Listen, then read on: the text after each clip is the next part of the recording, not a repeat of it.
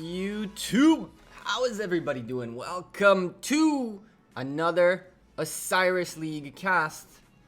The logo is still playing, but I need to get a couple clicks in before I do that. What's up, everybody? Welcome to the, I guess this is the 9 a.m. UTC time slot. This is one of those time slots when there are like 7 matches up.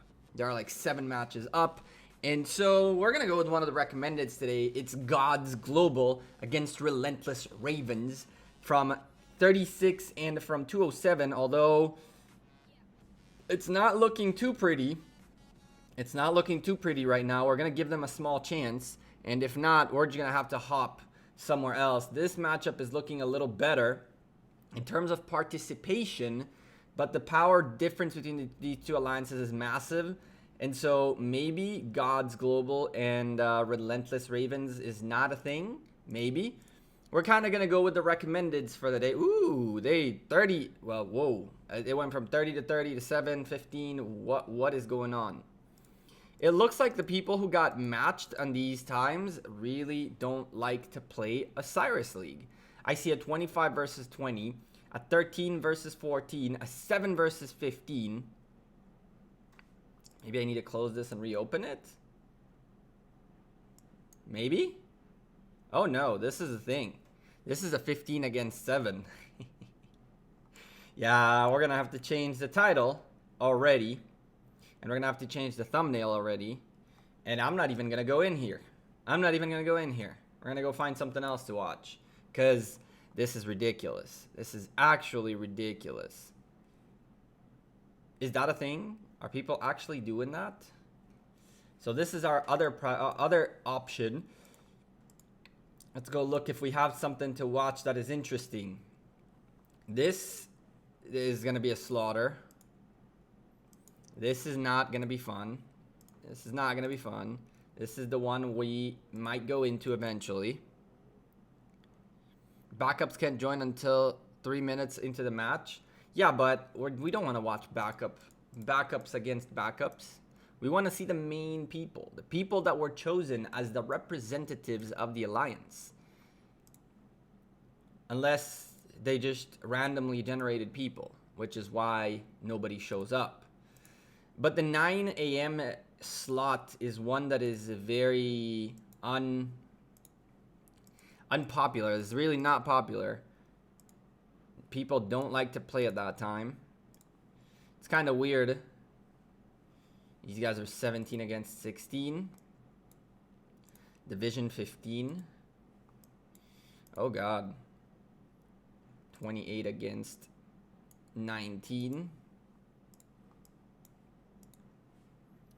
22 against 28, but this is DSP who are gonna just run over VID. Nothing here. Oh boy, chat. Oh boy, chat. What do we do? I did not cast the 3 a.m. slot just because of this. There was nothing interesting to watch. You'll see every single one of them just went super one-sided. And so I slept in. I have all the week off from work to work on Osiris League cast, the official cast. 17 against 17. This looks a little better. We might go for that.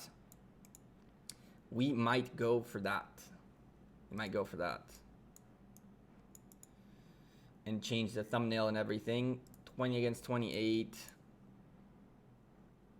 You missed nothing? Yeah, I saw the matchups and I was like, I'm asleep. I'm not waking up at 6 a.m. for this. I am not waking up at 6 a.m. for this. And so I did not. And since I have the week off to work on Osiris League, on the official Osiris League stuff, because there is lots to do, I slept in. And then my alarm went off like 10 minutes ago. I was like, oh, snap. So I ran up. Oh. Got up, turned on the stream, went and brushed my teeth and whatnot, and then came back for this. Except that it looks like... Hello? Okay, cool. It looks like nothing interesting is happening on this slot as well. I wonder how playoffs will look like, because I'm assuming all the playoffs are going to be on the same times, considering people are only active at 1, 2, and late at night. So it's a 15 against 25 now. Okay. Do we give them a shot? Do we give them a shot? This is a 30 versus 25. 17 against 18 looks a little better to me. And 26 against 15. Division 15 is good. 17 against 18. We could go check that out. I'm leaning towards this a little bit more, because there's much more hope for these guys to get 5 more people than there is for these guys to get to the 30 against 30. SM, Division 15. Where? There is no SM in Division 15. Where do you see SM in Division 15?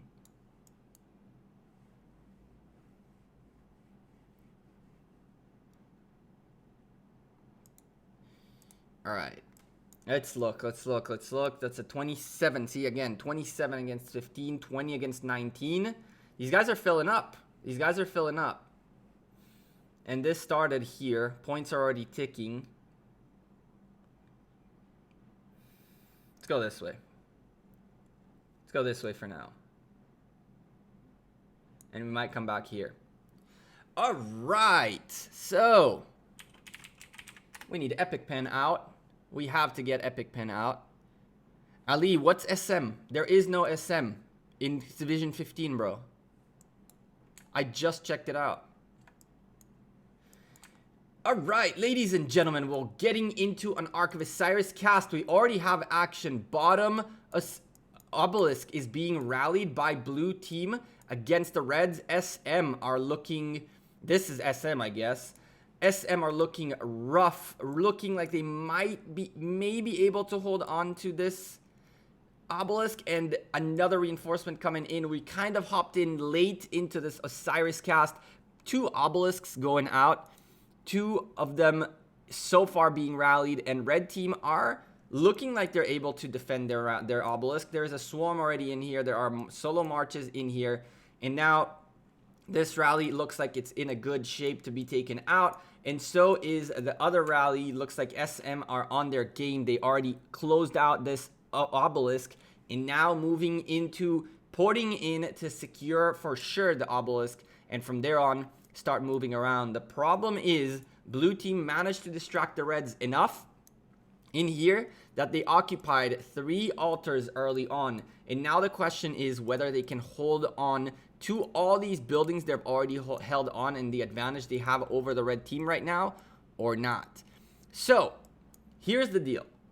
Obelisks early on can be very, very useful so long as you can get there fast enough.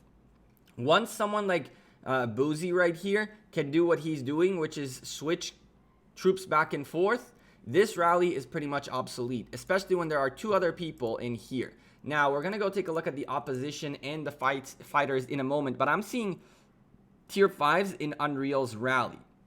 And another reinforcement to this rally will keep people busy in here for a little bit longer. Looks like blue team have an idea of something pretty interesting they want to get done. They want to put a lot of pressure on 2 obelisks early on, and they know that they don't have a chance against this obelisk anymore, as there are folks in here ready to fight this rally back. Although, again, Do looks like he's making the same mistake Kanger, I guess.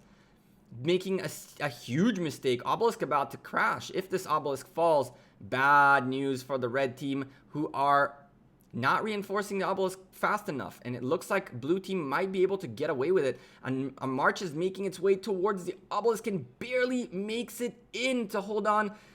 If the red team does not keep reinforcing this obelisk, it will fall. And because they are struggling, these 3 guys, to hold on to an obelisk, which should be a pretty simple and straightforward task, the blue team have taken up 3 altars and started very early their lead. Now, Boozy, yet again, ready with troops, hitting the rally, hitting everything, and the obelisk is being now reinforced. That was probably the closest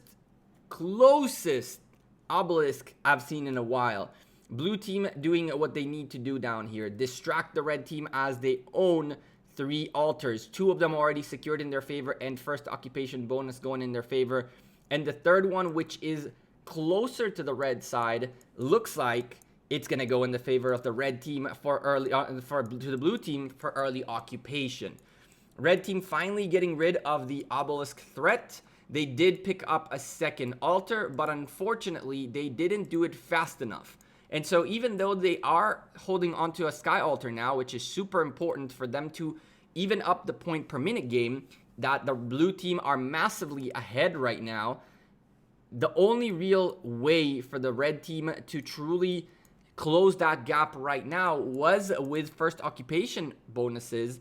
When you occupy a building for the first time, it has first occupation bonus. Once the 3 minutes are up, you get a free 750 points for free early on, and from there on out, it's everybody's game, and the point per minute game begins. The blue team managed to secure 3 altars very early on, and so they have right now a nice 2,000 point lead, which comes out of 2 altars, well, technically 1 altar first occupied more than on the red team. And of course, there's a few other buildings, plus the fact that a couple of these buildings ticked for points a little bit. We're looking at 230 points per minute lead for the blue team, 30 versus 26. Hopefully the red team can catch up players wise, or else this is what's going to happen. Swarms of tier 5s all over the place. Blue team not going to let this altar drop. 1 march holding the altar is not enough against 4 tier 5 marches, and none of these marches are actually going into the actual altar itself. They're just going to go and make sure that the red team doesn't get these points. Now, Payne might have noticed that, and Payne might be able to catch up. Grab this altar right back in their favor as there's nothing in there, and he does notice it and does pick up the altar back. Now, Cannon, with his tier 4s, has to make a choice. He's either going after the tier 5s, which shouldn't be the smartest play, or he keeps reinforcing that altar, which requires more troops. Payne can't do it. Payne is already in here. And so, as of right now, point per minute game in the lead of the blue team. The map is pretty much split even, but 2.5 minutes more until the red team have the same amounts of point per minute, which means the blue team have still to gain a juicy 300 point lead before they stop gaining a lead. Blue team rally marching across 3 rallies by the blue team on 2 altars and a shrine of war. We're going to go take a look at these as the red team has massive presence on the battlefield right here, but very little on the altar on this side. Only Payne, who now I guess is going this way. So only Payne in this battle, in this sky altar, and a stupendous amount of marches on the battlefield right here, which could have been utilized for either defending the current altar down here or anywhere else on the map. Right now, they're just sitting outside the desert altar, waiting for this rally, I guess. The rally is doing double the damage that it's taking to the desert altar, which means now the red team needs to really figure out how to hold down this place. One thing that I really cannot stress enough is these guys have been waiting to solo swarm a rally that is a full rally with a Genghis Khan doing stupendous amounts of work of damage while the desert altar is going down.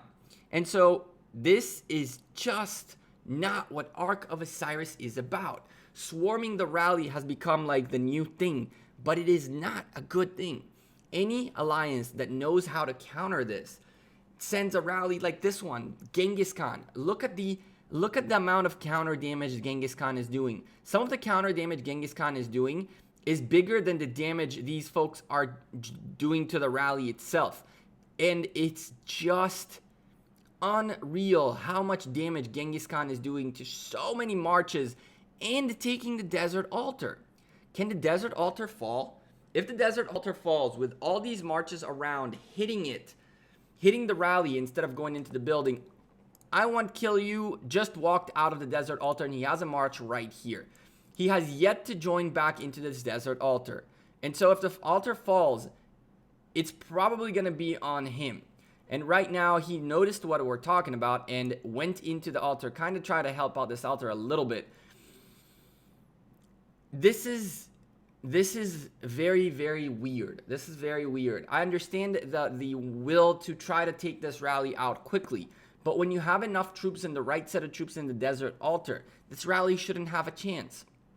And when you have these many troops on the field, this altar should be very well secured.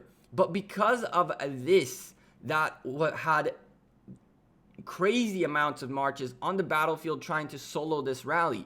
In the meantime, nobody's defending the Shrine of Life, which was taken away.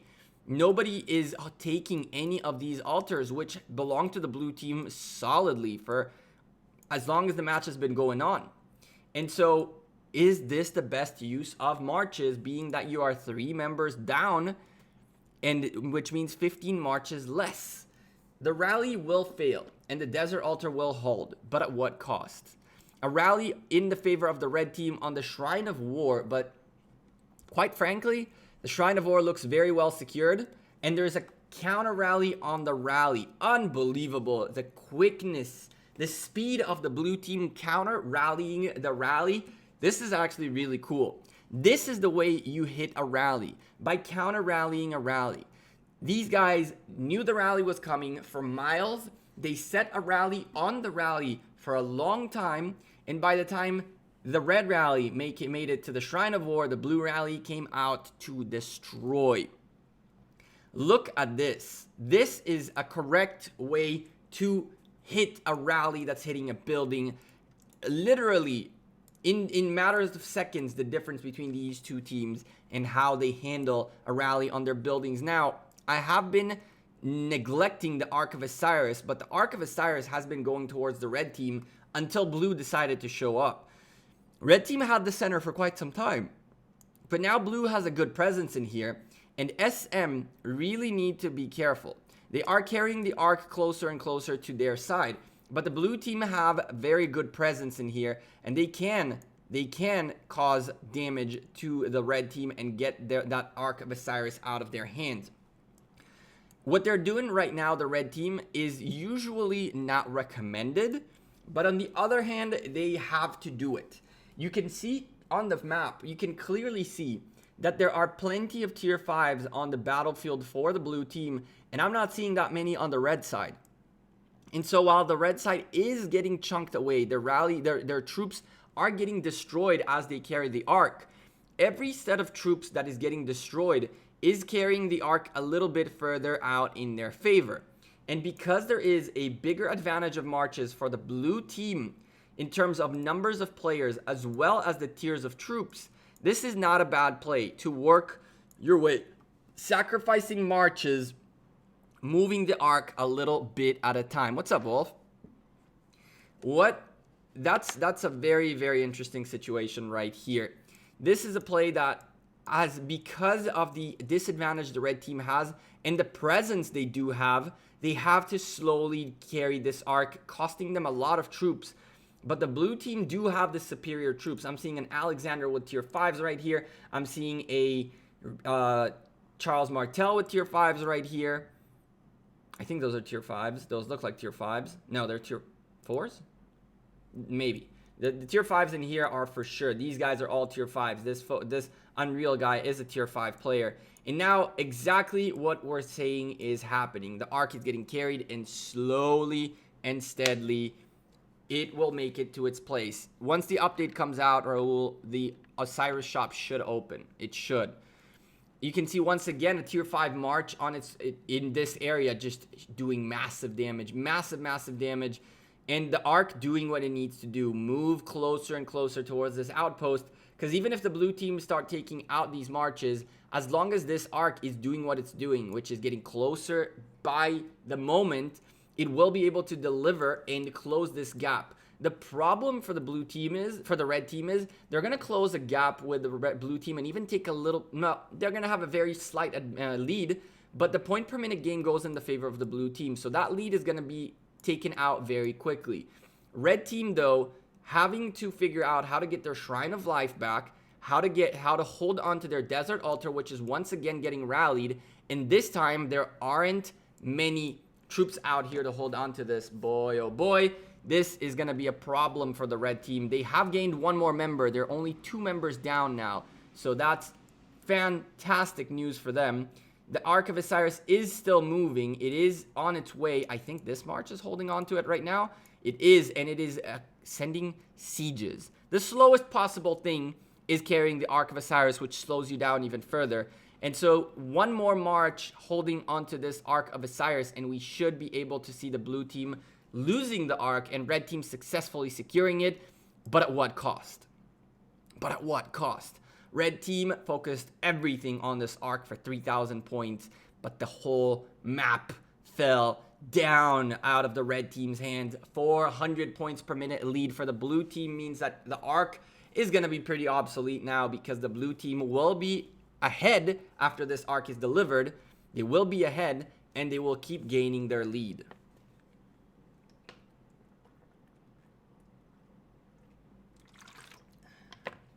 I hope one day you have troops to fight like this. You will for sure, team.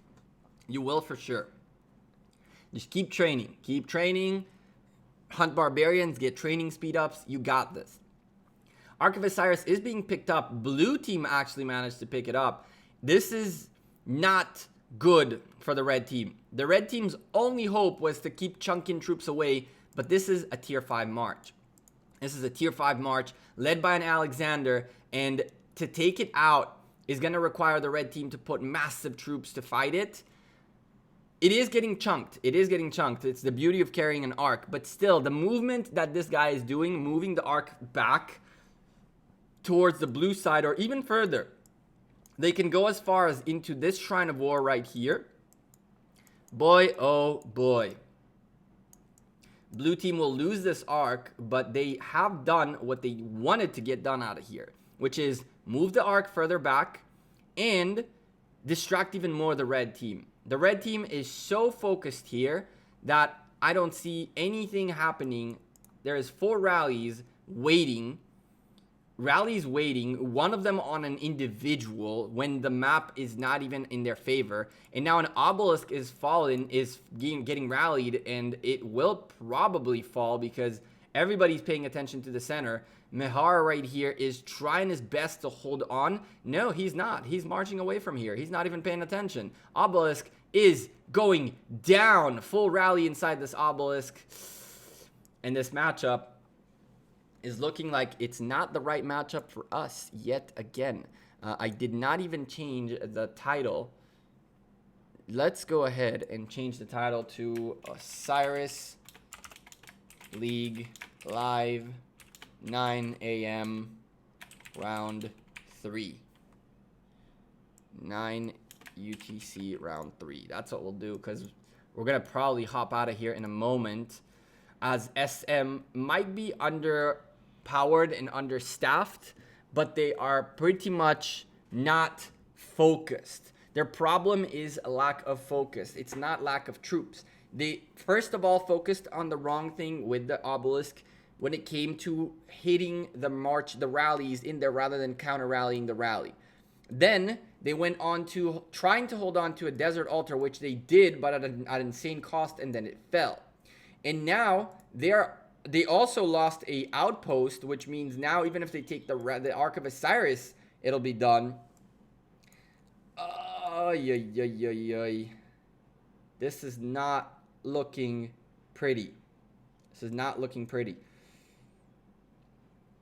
It's not the craziest of things, you know. Sometimes you make mistakes. You don't need to. It's not the end of the world to make a mistake or lose an Ark, for that matter. It's not the biggest of deals. However, it is important to understand where your mistakes are, and the mistakes by SM are very obvious, very basic mistakes, which mean one of two things: either lack of preparation, which is okay, it is part of the game. Some alliances do need more preparation for Osiris League and for Ark of Osiris, or lack thereof participation by the leading team, meaning a lot of these folks are reserves, or just don't care, which is okay too.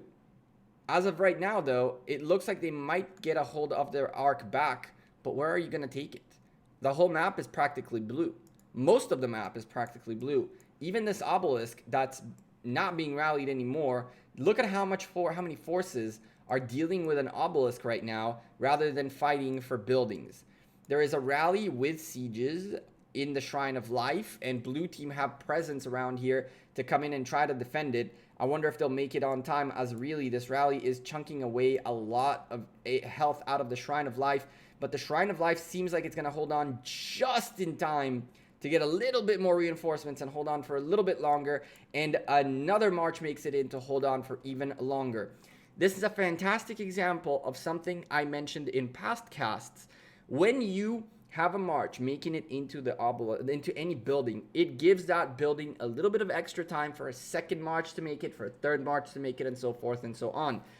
That's exactly why rallying or solo hitting a rally is not helpful, because even if you have a march inside the building, if you take your dead march out and put in a fresh one, you're giving more time for your alliance mates to make it closer to the building and reinforce it. All the attention is focused on the center right now. The arc is dropped, but the red team are so far behind, 910 points per minute, that every minute that this arc is not delivered is good news for the red team. The red team at this point, for the blue team at this point don't even care to take the arc. All they care for is to not let the red team get it, and so the red team keeps sending more and more and more and more marches in here, while the blue team goes and even picks up outposts and everything. All that's left is an obelisk for the red team, who are now even further down to 970 points per minute disadvantage. So they will take maybe 3,000 points with this arc. Maybe. But at what cost? We're going to go back at some point and look and revisit this match to talk about mistakes. I believe that this is a fantastic match for us to talk about mistakes in good things inside an arc of Osiris. And so the focus that we're seeing in here is so tremendously big by the red team that they lost the rest of the map and the rest of the match, really. Because at this point, blue team are able to port into the enemy obelisk and start really doing damage to all of these folks who ported forward. On top of all that, they own 4 altars. They own 1,000 plus points out of 1,180 points. And they own the area around the arc. And so even if red team pick it up right now, where are you going to go with it? Are you going to go all the way back here with the arc? Blue team have so much presence in here, they can pretty much take that outpost without a problem, or take out this march and yet again take the focus from the red team away from the match itself and into the arc of Osiris. This is a case of hyper focus on the arc to the point where the whole map is lost, and I don't think red team have even realized it. If red team lose their outpost right here, where are they going to go next? All the way to their obelisk? So red team is trying to come back out of this. A rally on the desert altar seems to be a very successful thing to do, with a little bit of help from a swarm that is just trying to lose more troops. In a moment, this desert altar should fall, and the first altar back for the red team is good news.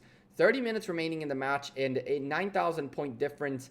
It is still doable, but it will require the red team to take 3 altars at least and hold on to the rest of the map for as long as the match remains. Blue team don't mind losing 1 desert altar. It's really not a big deal for them. They are distracting the red team so much, and they're so far in the lead that for them, in terms of the points per minute game, that for them to lose a little bit of the map is not the craziest of things. They are still 740 points per minute in the lead, and they keep going at it.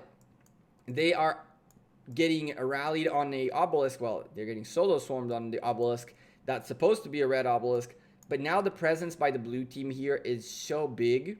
It is so big. We have the tier 5 player in here, another tier 5 player in here, a potential tier 5 player there, and a very close to tier 5 player here, a tier 5 player there, and a tier 5 player here. Everybody with the same guy's picture. This guy. Okay, I'm assuming these are different people. What the heck? Interesting. All right, so blue team right now, just trying to hold on to the altar, throwing rallies out at people. I mean, Beetle Kid has so many marches out that all that's left in his city to hold on to his city is his Lohar. The reason his Lohar is holding on to the city right here is because he has marches on the field. And Lohar is probably his highest level commander, and so Lohar became the garrison commander automatically.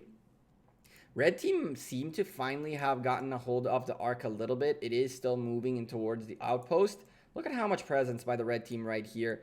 Blue team picking up the other obelisk in return. And if the red team don't manage to hold on to this obelisk, there are so many people here ready to solo this obelisk, and yet not a rally assembled. All of these guys can become one rally.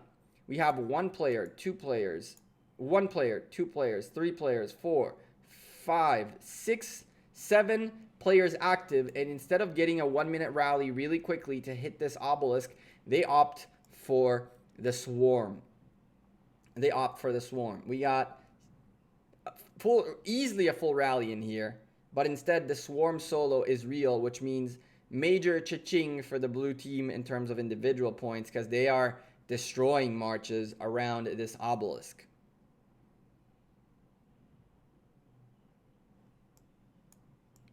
Oh, interesting. Are we going to the SOC matchup? I'm down. Let's give the red team a little bit of a chance to get this arc back. I really want to see if they manage to do it, and then we'll go back into this SOC and UAT match. If it's a bit more interesting, then we'll definitely go take a look at that. Was the arc delivered? It was successfully delivered 27 minutes into the matchup. You're watching the fly one is fairly one-sided. Let's go take a look at the other matchup going on. I need to later on get the auto clicker going because we have a lot of points to deliver. Let's go take a look at this. Watch. Oh, wow. I'm thoroughly impressed. I am very thoroughly impressed. How is this happening? Is the blue team not fighting? It looks like the blue team is not fighting. SOC. Wow. The underdog is holding on to most of the map. 30 versus 23. No, this is not right. This is not right. Something's up here. SOC are not fighting. There is no way SOC are fighting and losing. This is impossible. It's impossible that UTA...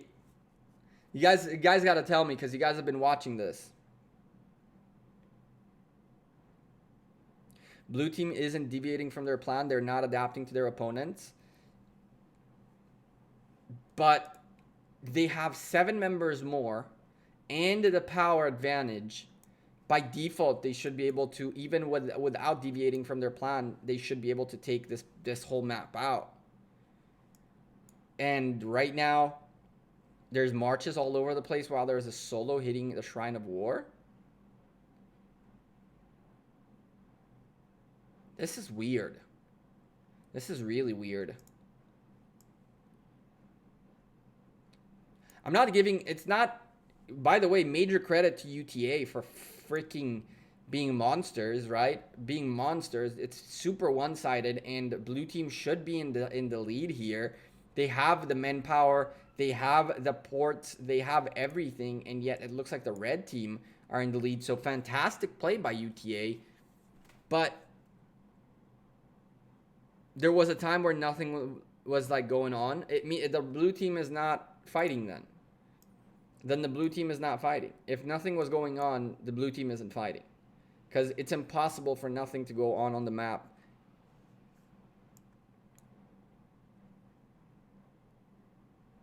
UTA doesn't have a player over 45 million. What's up, Misty? How you doing?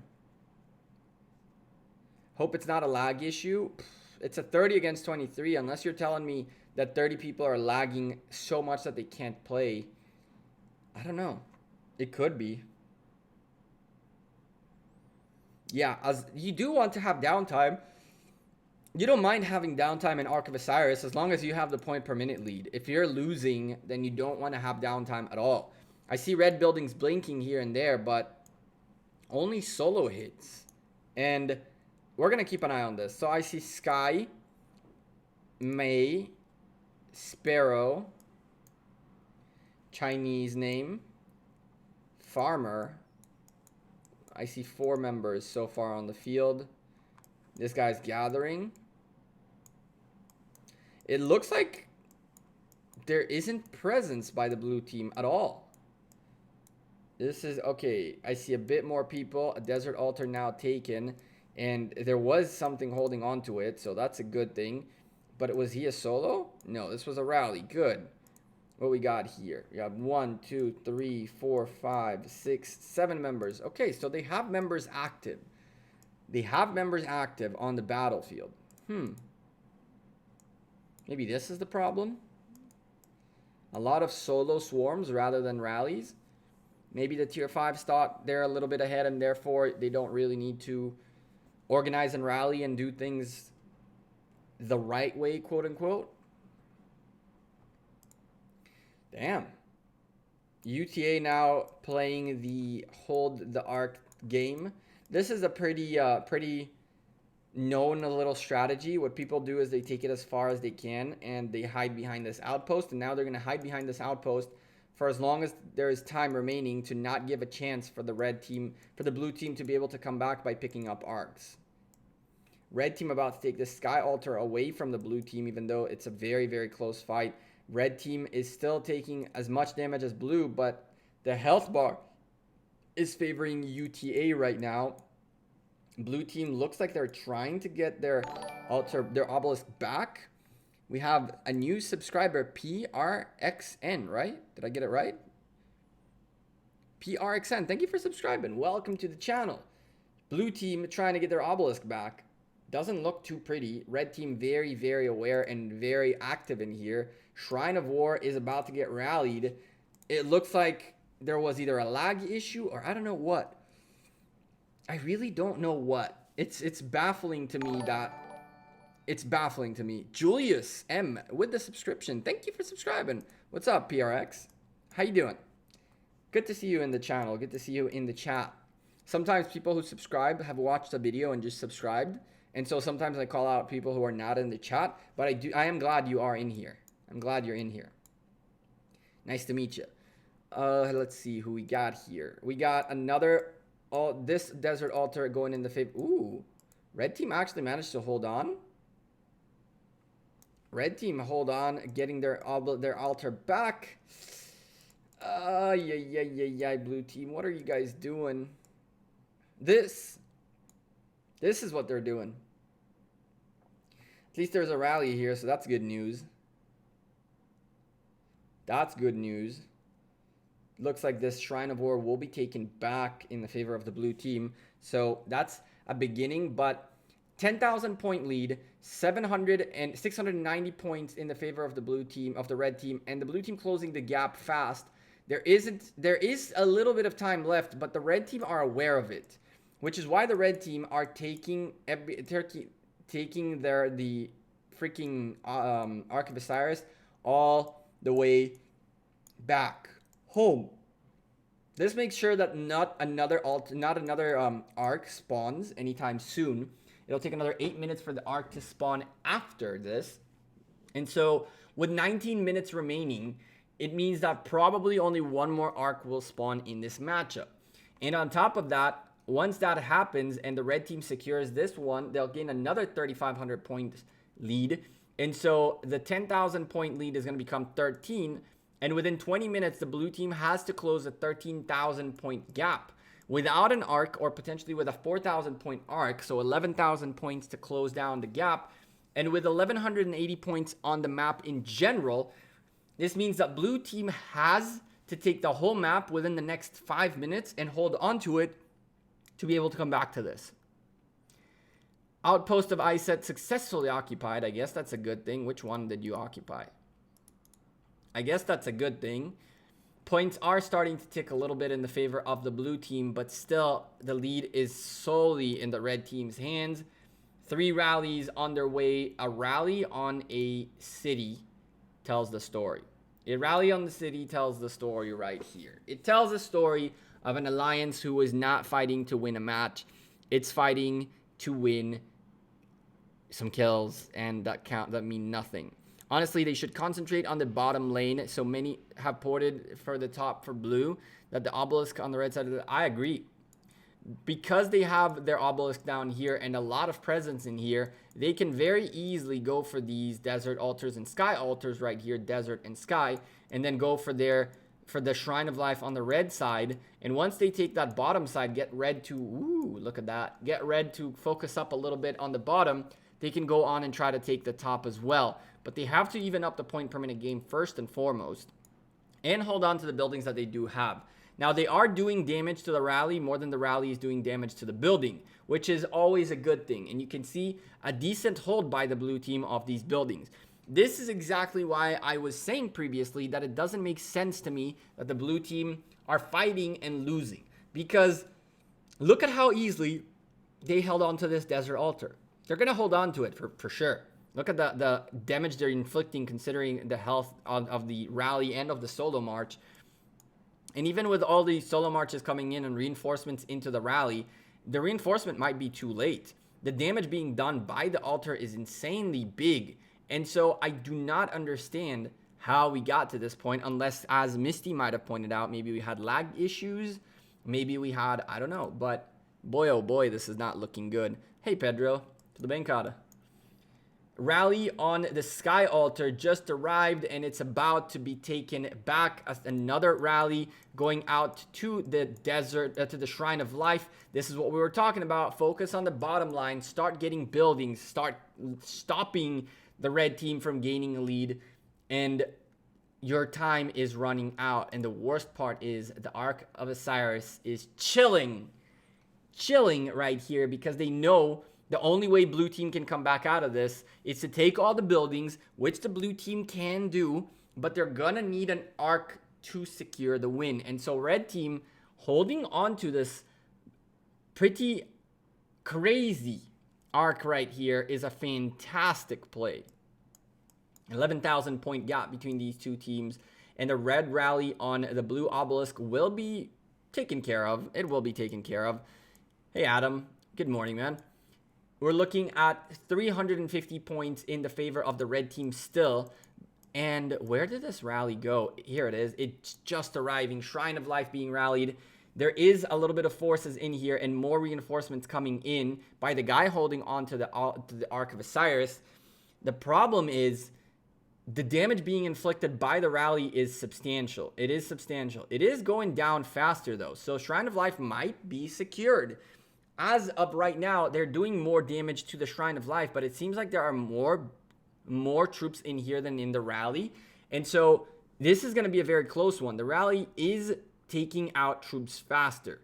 The real question is whether there's going to be enough troops left for the blue team to be able to hold on to this Shrine of Life post-win if they win it. What's up, TFS? How you doing, man? And so we keep an eye on the Shrine of Life. Ark of Osiris still chilling, obelisk still being contested, and 8 rallies on the battlefield, 1 of them on an individual and 2 on obelisks. So no altars anymore. You don't want altars anymore, blue team, right?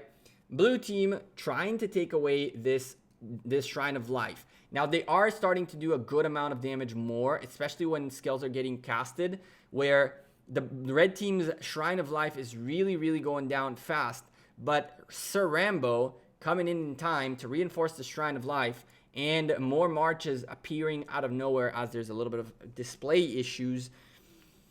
Rally looks like it's going to fail. Too many reinforcements by the red team, and Shrine of Life should be secured.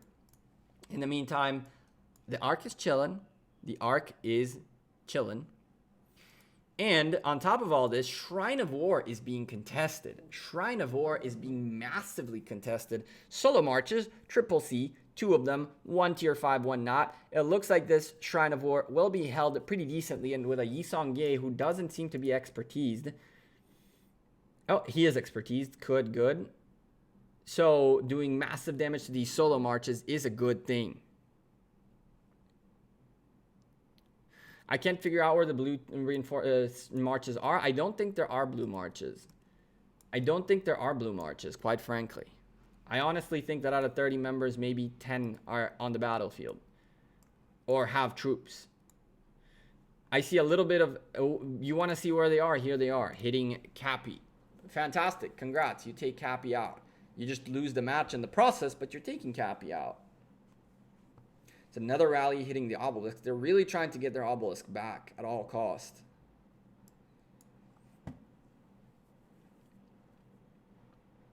Is the obelisk worth it though? It's a 20 point per minute game building. You have 2 altars that you can still take, 3 shrines that you can still take, and even outposts on the enemy side that are going to help you win the match more. They are closing down the point per minute lead for the red team, quite as they should, but they're not doing it fast enough, and they're not actually gaining anywhere because they don't have altars in their favor.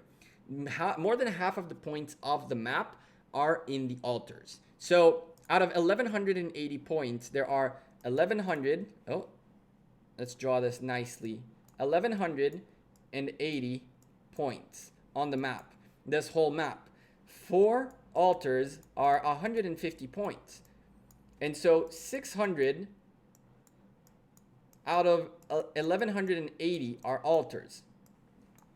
And so holding on to altars is how you win a match, not obelisks. Congratulations, blue team. You have picked up your obelisk back. But there are so many red forces in here that you now have to deal with.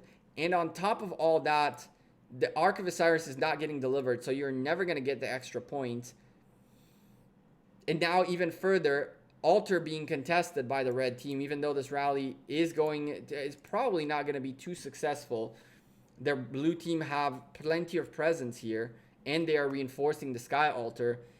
It's just not enough. It is too late.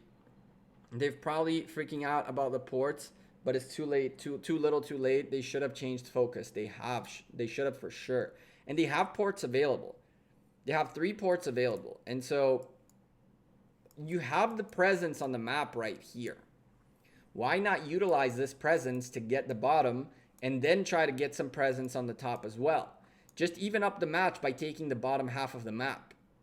The red team is so far in command that there are blue marches walking by as the outpost of Iset belongs to the red team.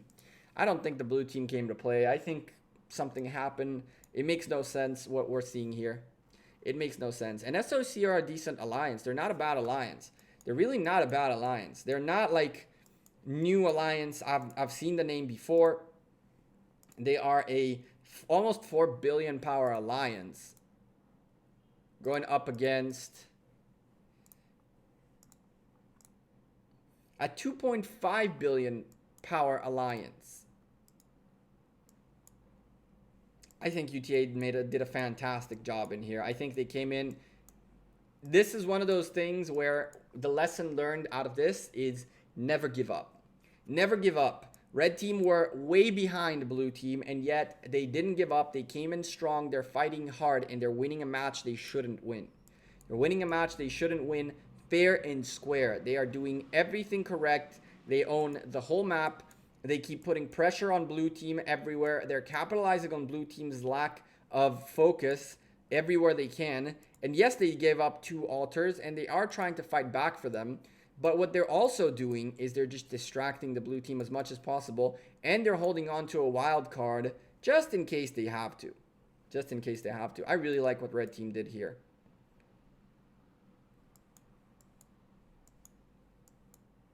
Red team may have thought this was, blue team may have thought this was an easy matchup and didn't take it as seriously. Correct. Correct. Regardless of the matchup, regardless of the power, regardless of anything, a top alliance, any alliance that wants to consider itself a top competitive alliance, has to respect the opponent no matter what. We're going to look after the match at the matchups that happened earlier this morning. UCS is there, DSP is in there, P is in there from Kingdom 163. Who else was there that I saw?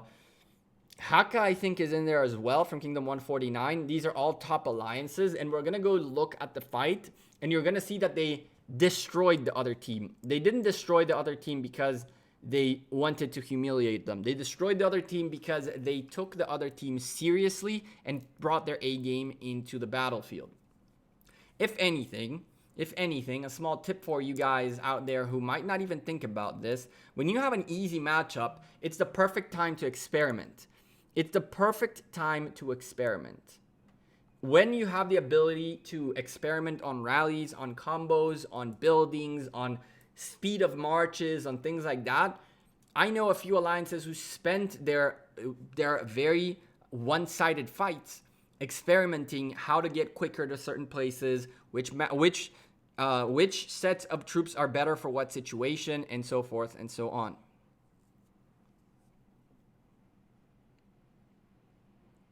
Why am I saying they shouldn't win? They shouldn't win because red team has a substantial amount more of tier 5s versus red team. They also have 5 members more on the battlefield than red team, so 25 marches more.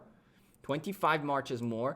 They shouldn't. There is no strategy, Frederick Wolf. There is no strategy on Earth that can win a matchup with the odds that the red team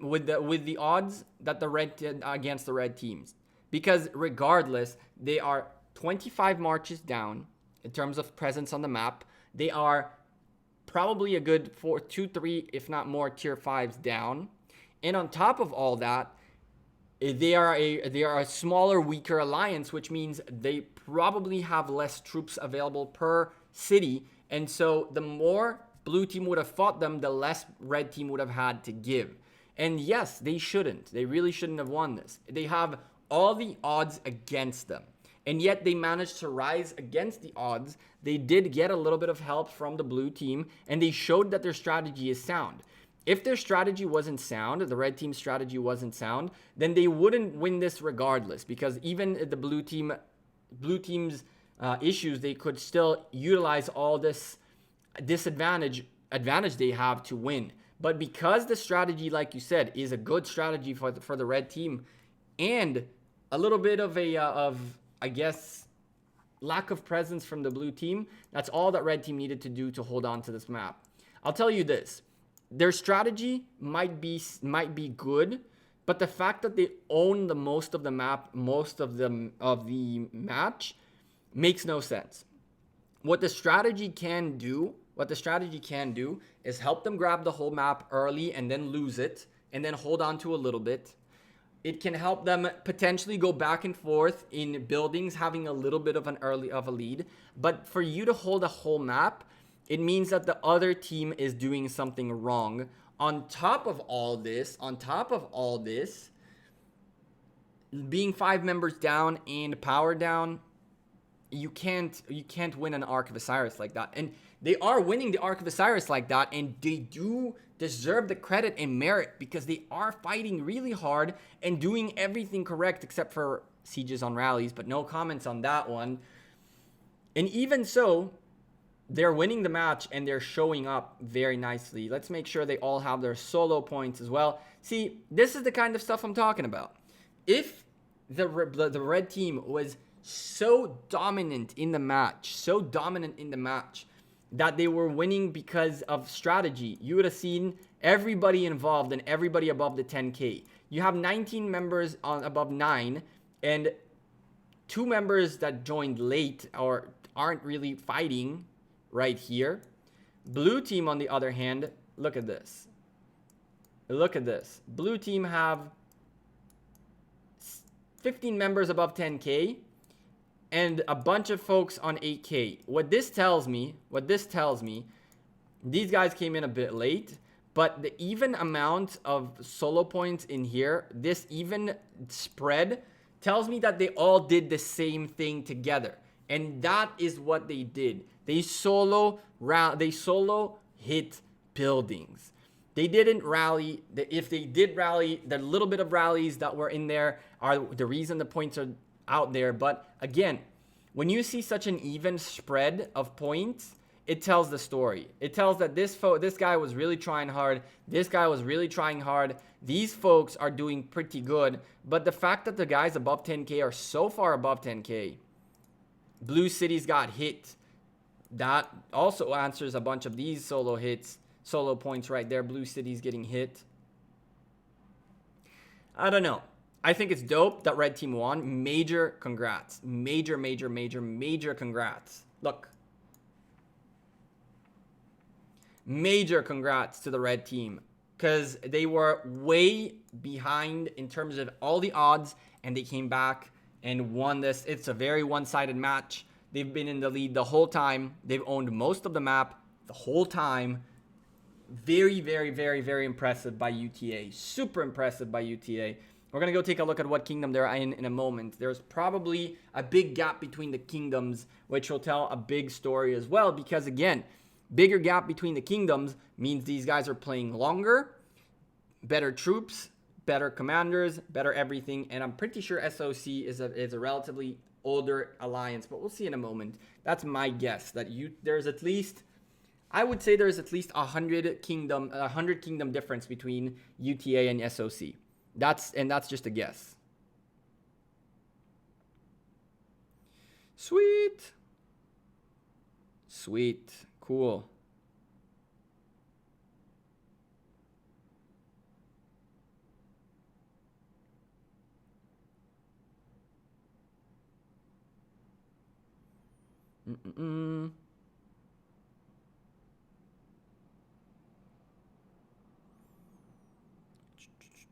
Sorry, chat. I gotta take a look at something here really quickly. I just got a little space, and I got a training session finally booked in. Today was a little bit of a rough one, and I got it at the end. Running sieges on the battlefield, I love it. It aches me. It pains me. It hurts me. But I think, oh no, that's a Bay Bars. Yeah, it hurts. It really does hurt. Red team did start losing a little bit of their, well, they've always been in the lead, right? But blue team did indeed manage to slow down the growth quite a bit. You open tier 5 infantry? I haven't yet, Kim. I haven't yet. But if my estimation is right, and either Edwards or Tamaris are going to be Mightiest Governor commanders, then on the Mightiest Governor of Edward or Tamaris, I will unlock infantries, tier 5 infantries, and maybe even tier 5 archers, because I need to be able to unlock them. And in JWM, unlocking these guys is no small feat. Although I have realized that the top 15 is competitive, but it's not insane, in the sense that, although, with that being said, KE is not going to get limited, and so we're going to have to go really ham on kills to get those Mightiest Governors. So it's going to be a rough time. It's definitely going to be a rough time to get those tier 5 unlocks, hopefully. So we'll have to see. We'll have to see. With a limited KE, it's a bit easier to figure out whether you can get those commanders or not. In K59, it's hard to get a new Mightiest Governor commander. Yeah. Well, I got lucky with Constantine because we had KE limited, and so it was much easier for me. Once KE is not limited, it's a problem, right? Because supposedly KE will not be limited because you go fight enemies, but the bottom line is 2 of us can port pretty far away, and that's why the card game is amazing. But it's gonna take some time for the card game to bring back commanders that are not in Mightiest Governor anymore. Like we saw Constantine, Saladin in there. Maybe Constantine will be in the next one. We'll have to see. G's SOC's Chinese name or whatever this is the individual score winner. Let's take a look at this. Everything needs to be said is said in here. More kills for SOC, less severely wounded, much less heals, but 0 occupation presence. A lot of provisions tells a lot of stories of where a lot of these marches were. But occupation score was not something they cared for. They cared for kills, and they went in and they pretty much lost this matchup. Pretty much lost this matchup. Let's go take a look and see if I was right.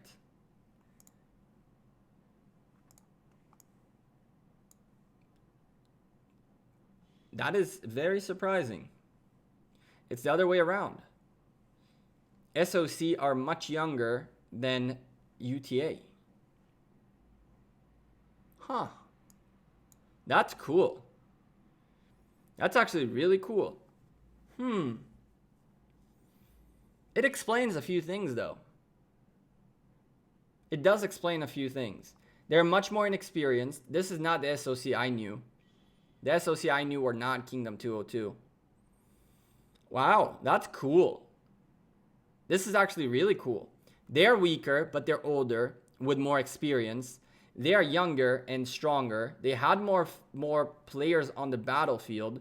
They still should have won this based on the fact that UTA did not have as many forces as 202. But it tells the story. It literally tells the story of just lack of experience doing these events between 202 and 67. Cool. Although 202 existed since the beginning of Osiris, Ark of Osiris, it's not new. But still, very impressive stuff by UTA. Very, very, very cool. Very cool. You hate card game for taking away achievement from being good in Mightiest Governor. And also from winning KVK. You can't... I agree with you on that a little bit, but on the other hand, you can't have folks with commanders that others don't, because what you're going to do is you're going to inherently create bigger and bigger gaps that nobody can close. And so because Charlemagne is no longer available in Mightiest Governor, now there's a new commander out there. So what do? Only the folks that won Season 1 have Charlemagne? And so what happens with folks like UCS who win 3 KVKs in a row? Are the people in UCS going to be overlords for having 3 commanders that are potentially so much better than everybody else's? I understand that it does take... I agree that it does take away from being a good commander, a good governor. I agree with that very much. But that's why I think there is a little bit of a time between the time the commanders are available in card game and the time you can get them.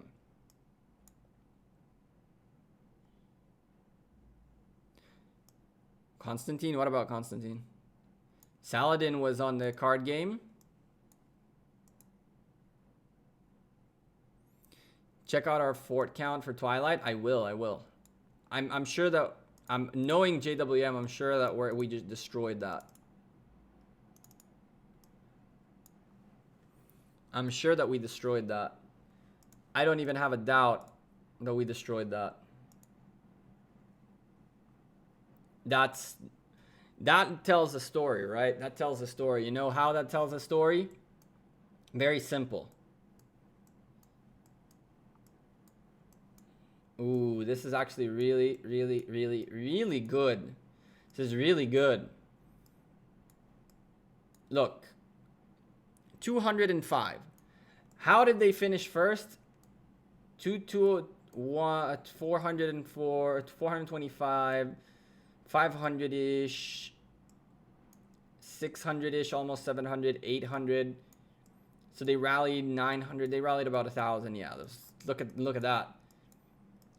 Spread the work versus people like IKM and us who just went nuts. One alliance. Charlemagne was in there too. Yeah, for sure, Frederick. Charlemagne was in there.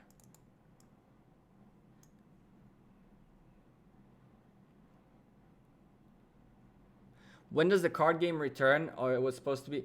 It was supposed to be every 3 weeks-ish.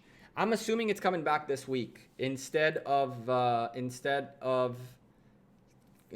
Than Gems event. It wasn't, but it will be, Marcus. The commanders in the card game are dynamic. So each kingdom is going to be different based on how old your kingdom is and stuff like that.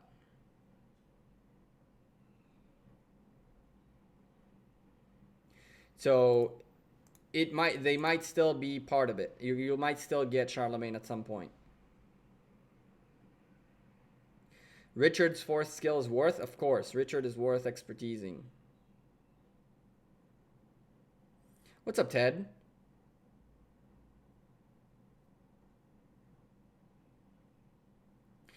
I heard something about increasing VIP levels. Do you think that's smart when so many haven't reached current max? I think it is. I don't know what's so many. You know, it's a weird thing, Ted. And I'll give you a great example. I got 10 people yesterday yelling at me from Kingdoms 196, 149, 93, and so forth and so on, that stage 3 of Past Glory is too long. It's too long. It's impossible to fit. It's too quick. Sorry. They finished it like that. It wasn't even available for 5 minutes in some kingdoms. And on the other hand, another content creator went and told Lilith that 10 million points is too much. And so I believe that what we perceive is not the real case. And if Lilith are increasing VIP levels, it's because they have the data to back up that increasing VIP levels is a good thing. What you see and what I see is very, very limited perspective on a whole game that has over 400 kingdoms right now. You know what I mean? And so, is it smart? I guess they looked at the numbers and figured out it's time.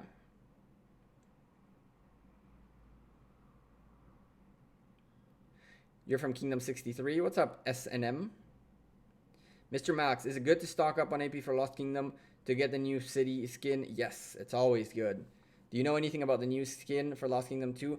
Mr. Max, regardless, the skin is worth it for two things. First of all, it gives you a lot to do. It gives you a boatload to do on the Lost Kingdom. And secondly, even if you don't get the skin, you end up top 50. 5 commander sculptures is not bad. And on top of all this, you're going for crazy amounts of barbarians. So that's a lot of speed ups, a lot of resources, a lot of gems, and a lot of arrowheads. So yes.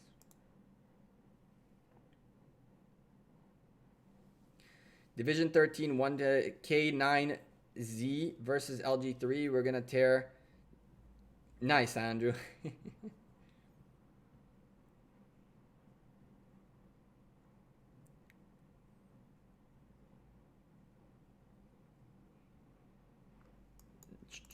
All right, let's take these guys back. Did we get everything? Warpath. Ooh. Damn.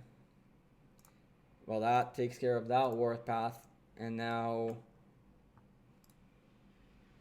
let's upgrade these. 18 hours is enough. We're gonna have to speed these up. Go for tier 4s in here, just to ensure. Even then, we're gonna have to speed up a little bit because the gold keys are in for 3 more days. Gold keys are in. Woo! Easy peasy keys. That's what we want. We like gold keys. We love gold keys. And daily gathering means we're gonna go gathering right now. Training, we gotta train, which I don't think I have speed ups to train. Feels bad, man. Let's do that. And let's do this and that and this and that. And this and that. I can't just hold, right? No.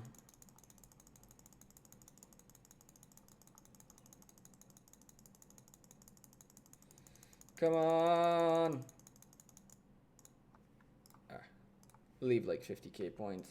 Coins, I don't know. Maybe there'll be a use for them all of a sudden. A little bit more of these. And now comes the annoying part. It's the annoying part if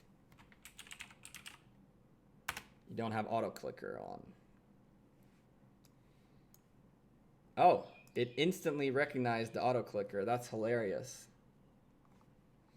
I wonder if it does recognize auto clickers. If they know what we're about to find out, I guess. Let's see. Heroes welcome. That's how you do it. No hands.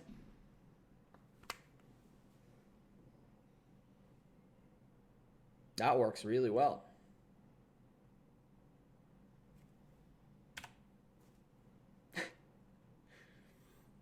Cheating is cheating is cheating, I know. Against TOS, technically, shouldn't do that. But, oh well. Here's a little cheat for you guys. Anyway, I'm going to go ahead and go click all the 10,000 of these out of the way. But that worked really well. Much better than I thought it would. Chat, thank you very much for being here. Thank you very, very, very much for being part of the cast. 75 beautiful people in the chat. I'm about to head out of here, and we'll be back for a double cast at 1 p.m. UTC. We have 1 and 2 p.m. UTC casts coming up. Hopefully, we'll have some nice matchups out there. There's tons of them happening at that time, but finding a good even one is gonna be a good one. So hopefully, we can find a good, interesting set of matches. We'll find something close. Just to show you guys what I was talking about earlier, a little bit earlier, Osiris League right here. If you look at the matchups that happened earlier this morning, you will see that people, like P, who were way ahead, slaughtered. Very, very much slaughtered. They could have just not slaughtered, played it slow and steady, but they respect their opposition very, very much. Chat, before you do leave, I would appreciate if you hit that like button on the stream. It helps out the stream quite a lot, to be honest with you guys. You can see here the bigger guys didn't disrespect for a moment, going crazy ham. YSG going nuts in here and so forth and so on. Matchups were decently uneven. UCS barely gave LOH 3,000 points and not even that. Yeah, Mustafa, there's only 14 likes. Damn. Hit that like button before you guys leave. It does help out quite tremendously. And yeah.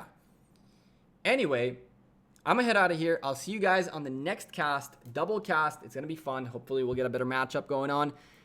Take care. Have a great rest of your day, weekend, afternoon, whatever time you guys are watching this video. The VOD will be out after the next cast. So after the next cast, I'll release this VOD. So it'll be available for anyone to watch if they want. And I'll see you guys sooner rather than later. Take care. Have a great rest of your day. Peace.